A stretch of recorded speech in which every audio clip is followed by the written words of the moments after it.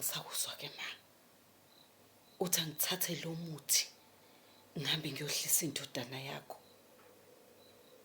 Ufuna kusasa bese uyangikhuluma nomndeni wakho ukuthi mina ngahlisa indodana yakho.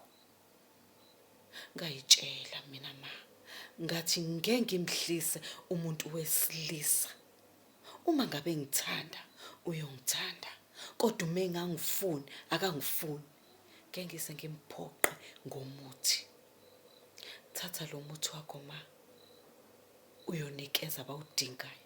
Angiwudingi mina umuthi oyohlisa umuntu. Ngosala ngedwa esengishaya ngoba bayafa abantu abahlisa amadoda. Ngeke ngikwazi ma, ngiyema lapho.